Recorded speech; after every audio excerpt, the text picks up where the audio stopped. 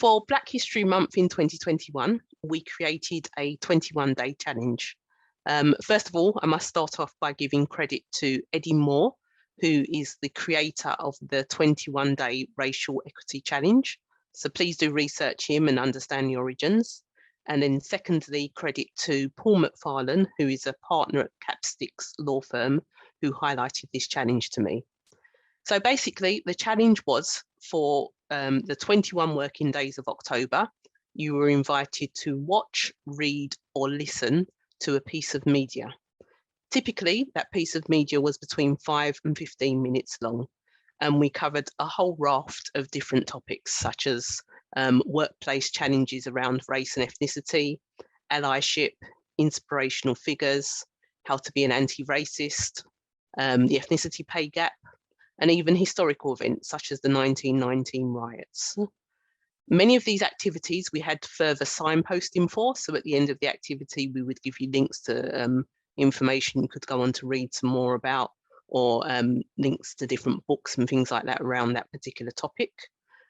We also had self-reflection questions at the very start and the end of the 21-day challenge.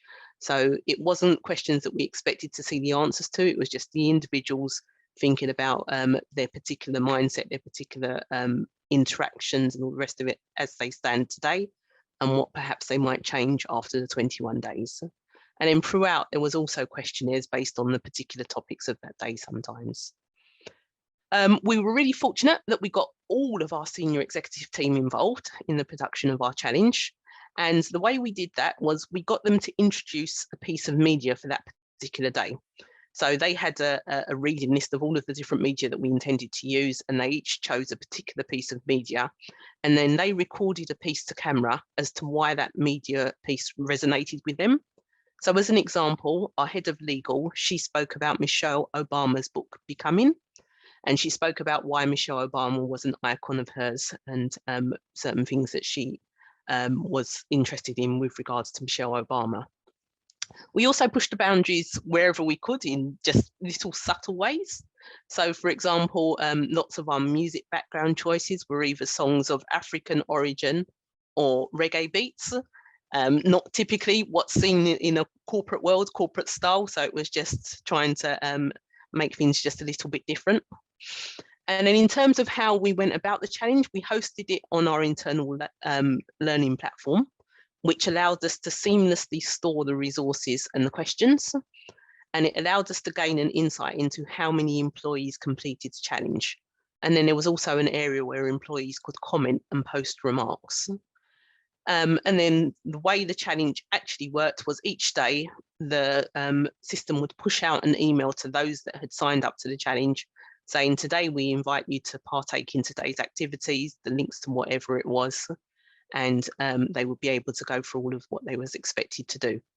And also, if they missed any activities, they could complete it retrospectively, so they could see all of the 21 days challenge, the historic stuff that they may have missed on a particular day, and go back and complete it.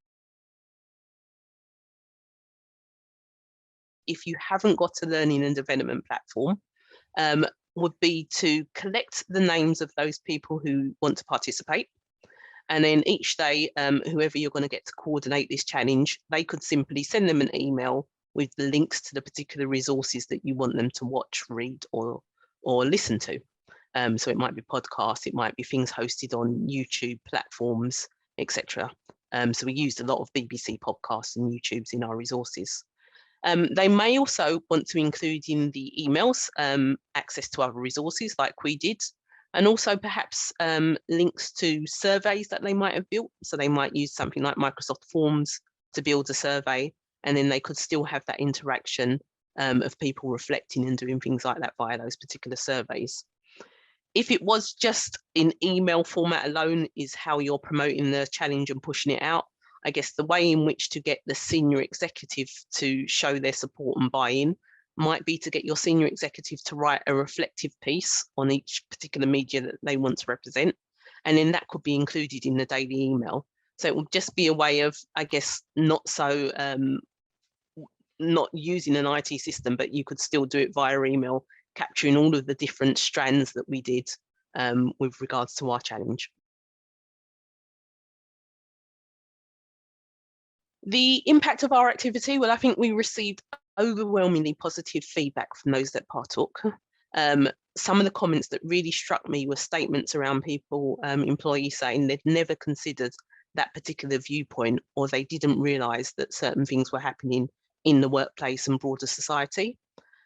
Some employees even said that they completed the challenge of an evening time after work time so that they could do it with their family, because they really wanted to have this whole learning experience amongst their family and friends and discuss it afterwards. And it led to a lot of further discussions and a lot of people showing interest in topics that they just never really considered.